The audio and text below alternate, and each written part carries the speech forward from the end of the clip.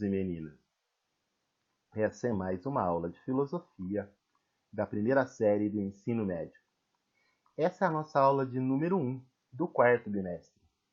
Nesse quarto bimestre, nós vamos falar sobre pobreza, justiça social, falaremos também sobre direitos humanos e a importância da nossa participação política como forma de combatermos, de lutarmos para termos uma sociedade mais justa.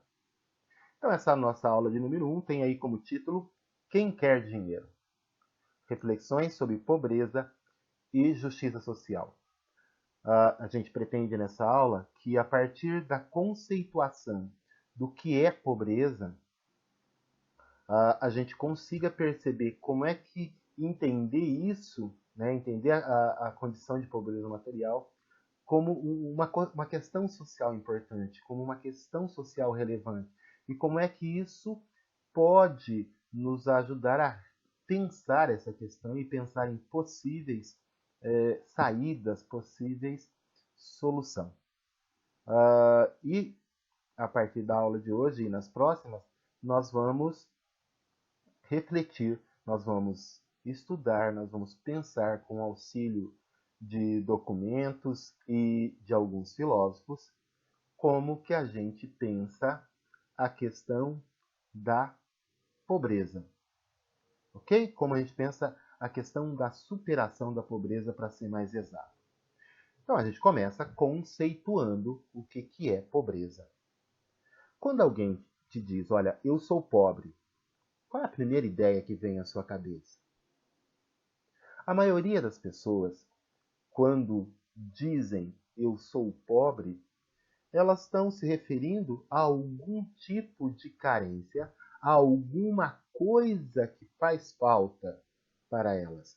Então, nesse sentido, a gente pode pensar a pobreza como carência, como algo que nos faz falta. Então, por exemplo, quando a pessoa diz, olha, eu sou pobre de conhecimento, ela é carente de conhecimento. Eu sou pobre de espírito, ela é carente de espírito. Ou seja, a pessoa tem algo que lhe faz falta. Mas nos interessa aqui a pobreza mesmo, a pobreza material, né? Aquela situação onde a pessoa não tem as condições básicas para garantir a sua sobrevivência com qualidade de vida e dignidade. Né? Estamos pensando nas pessoas que não têm as mínimas condições de viver com qualidade, de maneira decente, né? Tem carência de alimentação, vestuário, carência de cuidados com a saúde, carente de educação, de moradia. Ou seja, essas pessoas têm falta de tudo, todas essas questões, todos esses itens materiais que são extremamente importantes para que a gente tenha qualidade de vida. Nesse sentido, a gente precisa entender dois critérios de pobreza. Tá? O primeiro critério, vamos ver se a gente acha o laser aqui, porque hoje está difícil.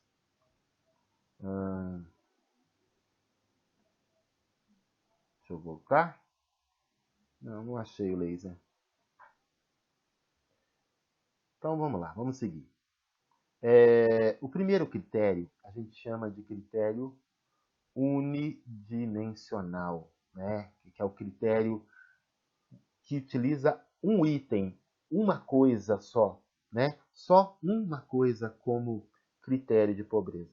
No caso, esse critério é a renda per capita, é a renda por pessoa. Seja a renda por pessoa mensal ou pode ser mesmo diária. Né? Normalmente é a renda mensal. A gente vai estar vendo isso mais à frente. O segundo critério é o critério multidimensional. É o critério utilizado pelo Índice de Desenvolvimento Humano, pelo IDH. Por que ele é um critério multidimensional? Ele leva em conta a questão da riqueza, a questão do acesso à saúde, à água tratada, a esgoto, né? tratado, o acesso à educação, a expectativa de vida. Ou seja, ele usa várias coisas para definir a condição do desenvolvimento humano dos países. É interessante a gente entender que enquanto o critério unidimensional ele é do indivíduo, ele é para um indivíduo, o critério multidimensional ele é para uma sociedade, para um grupo, né? Então aí a gente pode ter o IDH por bairros, a gente pode ter o IDH por cidades, por estados, por países.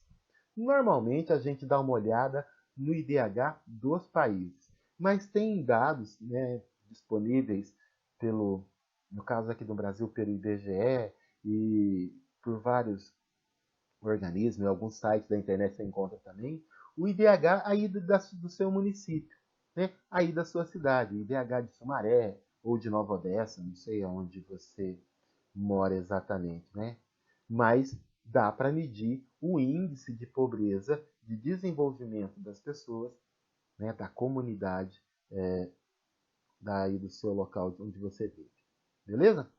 Entendido o que são os dois critérios, a gente pode dizer que quando a gente fala em pobreza unidimensional, a gente está dizendo que a pessoa não tem a renda suficiente para que ela consiga ter uma vida com dignidade. Quando a gente usa o critério multidimensional, a gente olha para aquilo que são as carências de uma determinada sociedade. Seguindo, vamos aqui carregar todas as falas para a gente entender isso melhor.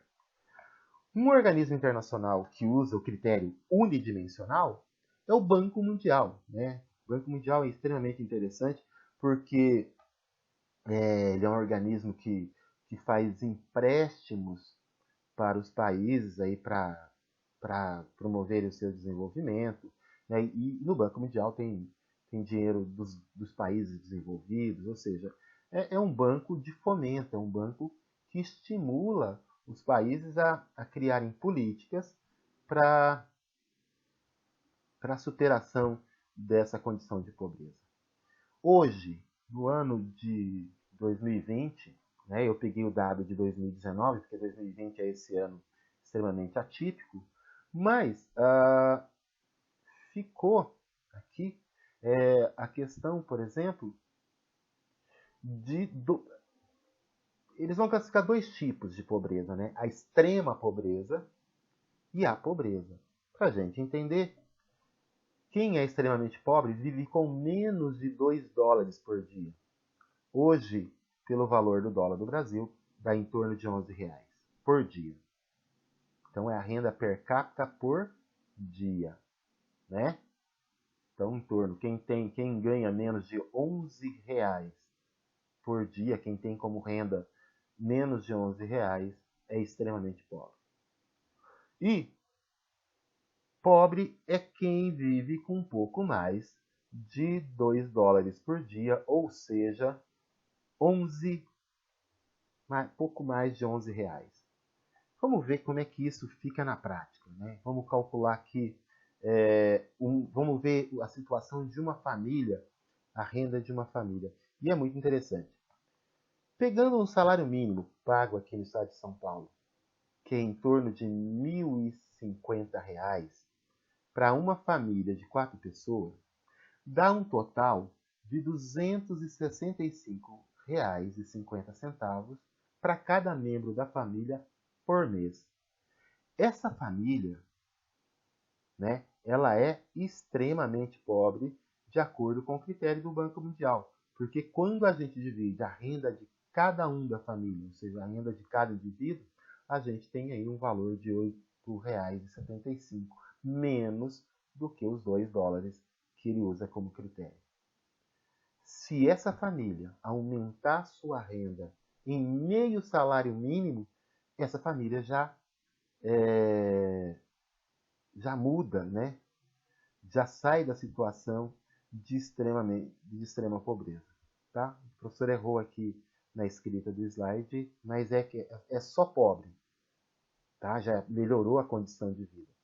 Então, meio salário mínimo aqui na região do estado de São Paulo. Para a gente ter uma noção de como esse valor pequeno, né, que daí R$ 525, interfere na qualidade de vida dessas famílias a partir do critério do Banco Mundial. Beleza? Seguindo aqui, nós chegamos no critério adotado pelo governo brasileiro. E aqui a gente está tomando como referência os valores utilizados para o pagamento do Bolsa Família. De novo, são dados de 2019. O governo brasileiro, quando vai definir o que é extremamente pobre, o que é pobre, né, para ele construir as suas políticas de distribuição de renda, para melhorar a qualidade de vida, para construir as políticas públicas, ele diz que quem vive com menos de R$ 85,01 é extremamente pobre. E o Brasil calcula a renda não por dia, como o Banco Mundial, mas a renda por mês. Tá bom? E quem vive com mais de R$ 85,01 até R$ 170 por mês está numa situação de pobreza. Tá? Então, para a gente entender. Então, se você ganha R$ 85, extremamente pobre. Se você ganha de R$ 85,01 para cima, você já melhorou, já saiu da extrema pobreza. É por isso que você vê muito comum nos jornais os programas de renda mínima serem promotores, né? Quando o governo distribui dinheiro para as pessoas em extrema pobreza, como o programa Bolsa Família, ele melhora a condição de renda e ele tira essas pessoas da extrema pobreza. É muito assim, são detalhes mínimos, né, que são pequenas quantias para as pessoas individualmente, mas como programas são bastante interessantes. Para a gente ter uma noção disso, né, uma família de 4 pessoas com um salário mínimo do estado de São Paulo, aqui R$ 1.050, dividido da R$ 265,50, não é uma família pobre. Olha só, é uma família que já está numa condição melhor. Ou seja, a melhoria do salário mínimo melhora a condição de vida da população. Olha, você vê como é um critério bastante interessante, esse critério da renda aí do governo brasileiro. Se essa família for uma família maior, tipo uma família pai, mãe e 6 filhos, que é uma realidade em várias regiões do Brasil, né? As famílias terem um grande número de filhos, essa família já vai para a situação de pobreza. Se essa família não conseguir uma renda de R$ 1.050 por mês, ou seja, ganhar menos do que isso, eles vão para a extrema pobreza. E por mais que você ache que não, que talvez não seja uma realidade aí presente onde você mora, essa situação é muito mais comum do que a gente pensa em termos de Brasil, como a gente vai ver numa atividade que a gente vai fazer mais à frente. Por que esses critérios são importantes? Por que isso é importante? Porque isso determina como o governo vai agir em relação ao problema da pobreza, no sentido de promover a justiça social. Por isso que é muito importante o governo pensar programas de renda para a população. Não é dar dinheiro para vagabundo, como algumas pessoas pensam, mas é promover que as famílias possam sair da situação da extrema pobreza, que beira a indigência, para uma situação de uma melhor qualidade de vida. Entre essas políticas, tem o Bolsa Família, melhoria do salário mínimo e várias outras. Certo? Seguindo, chegamos no IDH. E, como a gente já falou lá atrás, o IDH ele usa o critério multidimensional, né? Vai verificar as várias condições de vida de uma determinada população. E é interessante você perceber que, às vezes, países onde a renda é menor do que o Brasil, por exemplo, têm um IDH melhor do que o Brasil.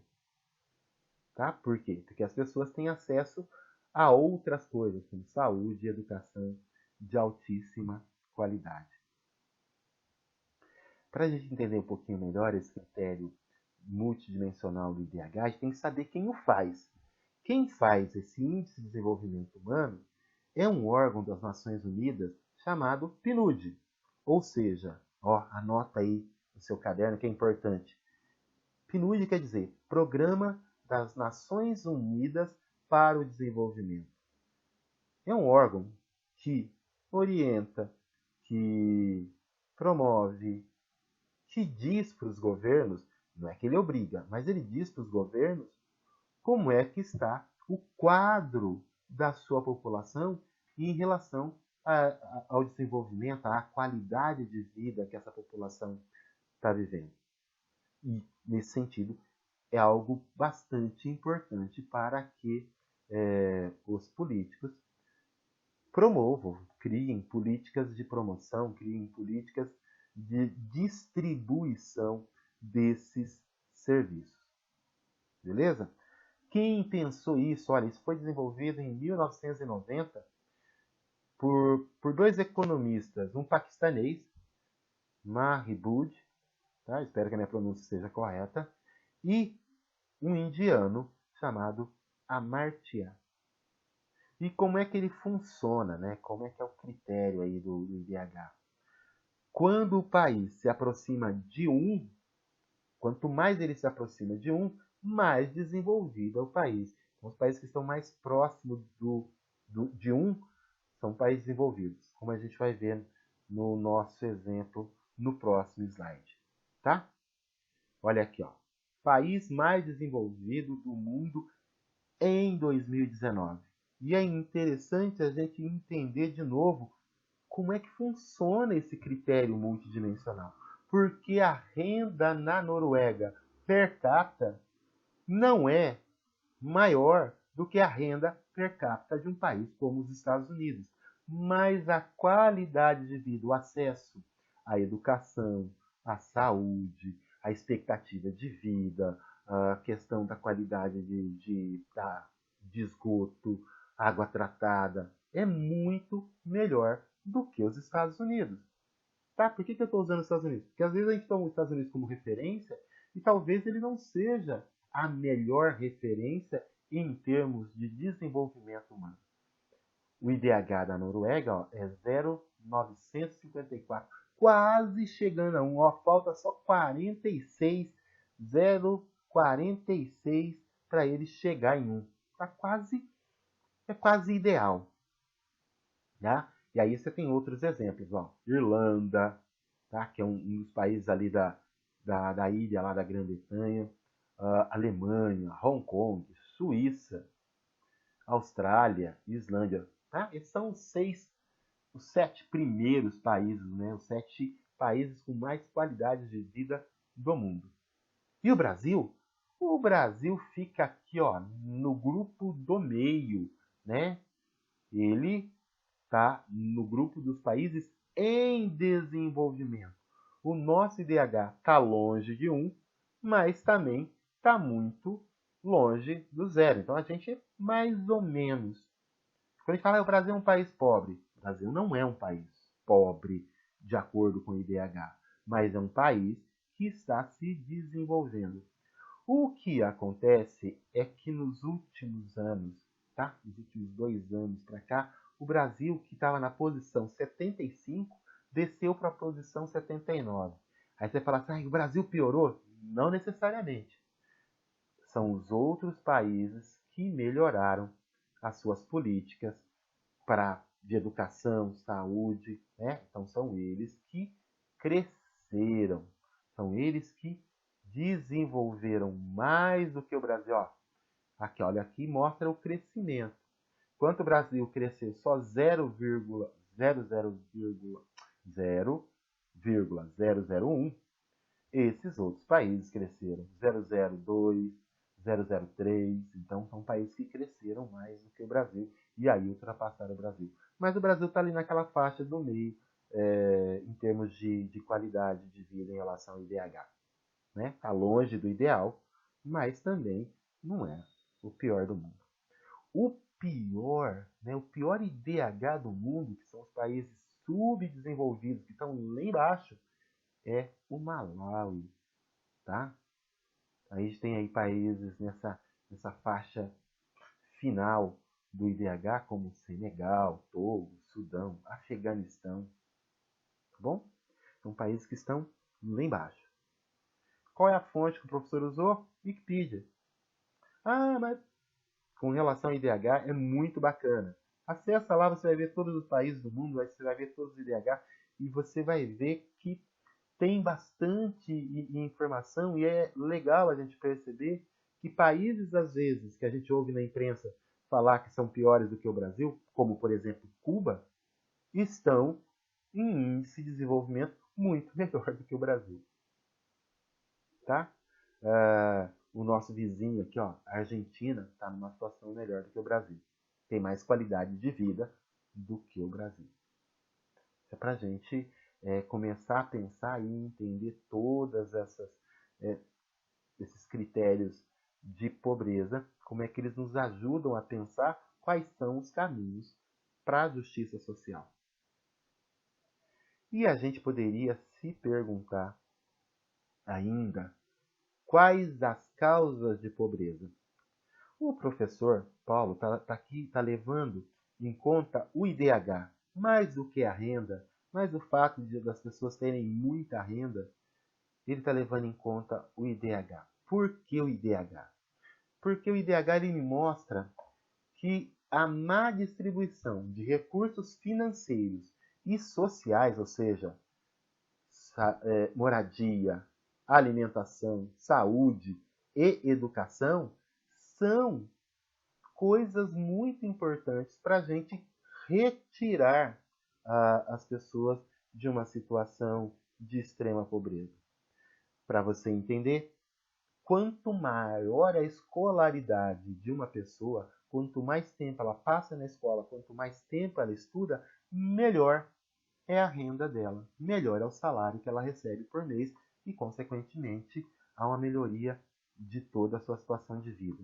Então, o grande problema, a grande causa que provoca a pobreza das populações é a má distribuição.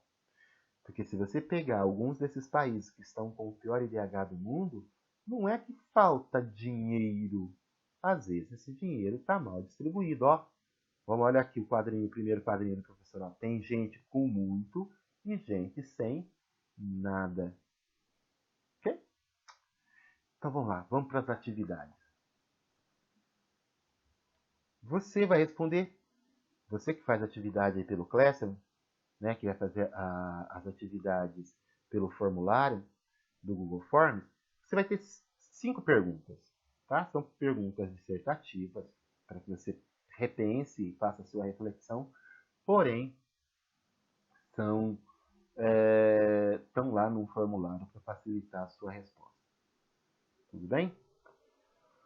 Você vai responder a seguinte pergunta: o que é pobreza e quais as suas causas? Levando em conta, olha o que você viu na aula de hoje. Reveja a aula de hoje para poder responder essa pergunta. Não é uma pergunta tão complicada, né? A gente falou de pobreza como carência, a gente falou de critérios de pobreza como a renda e o critério multidimensional que vê saúde, educação e tudo mais.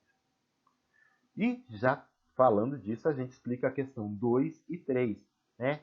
O que é pobreza a partir do critério unidimensional e o que é pobreza a partir do critério multidimensional, tá? Dependendo de qual critério adotado, você tem ideias, percepções do que é pobreza de maneira diferente. A nossa quarta e quinta pergunta, a gente vai usar esse gráfico aqui. E observa com muito cuidado, porque esse gráfico mostra a quantidade de pessoas extremamente pobres nas várias regiões do Brasil, tá? E aí a gente está com dado de 2018. É óbvio, se a gente pegar um dado de 2019, 2020, talvez esses valores mudem. Mas a ideia aqui é você entender como é que é a situação do Brasil. Então a nossa quarta pergunta é dizer qual a região que tem o maior número de pessoas em extrema pobreza e qual é a região que tem o menor número de pessoas em extrema pobreza. Olhando dessa forma, a gente dá para a gente verificar em 2018 quais são as regiões que eram mais ricas e as regiões que eram mais pobres. E aí uma grande surpresa, tá? Que até 2015, 2012, o Sul estava entre as regiões mais ricas. 2018 já traz uma surpresa para a gente, que é uma outra região que antes não estava entre as mais ricas. E pensando ainda no gráfico, que critério foi usado para fazer esse gráfico de extrema pobreza? Um critério unidimensional ou um critério multidimensional? Olha o título do gráfico, olha o que ele está dizendo, né? Sobre o que ele está mostrando. E explicar o porquê da sua resposta nessa questão de número 5. Não é tão complicado, é só prestar atenção, né? Para você que faz atividade impressa e por acaso resolveu assistir às aulas aí do seu aparelho, né, no seu celular, no seu computador, para que você consiga pensar, nós estamos usando as atividades do caderno do aluno, que quando você pegar a atividade impressa, já vai estar tudo lá, tudo juntinho lá para você fazer. Tá bom? Caderno do aluno, páginas 94 e 95. E nesse caderno do aluno, a primeira coisa que se tem é um artigo, tá, do jornal da Unicamp, mostrando o trabalho de Adriana Serra, uma economista lá do Instituto do IE da Unicamp, falando, explicando o que é pobreza multidimensional e, consequentemente, pobreza no sentido unidimensional. Depois da leitura do texto, o que você tem que responder, você que faz as impressas? O que é pobreza multidimensional?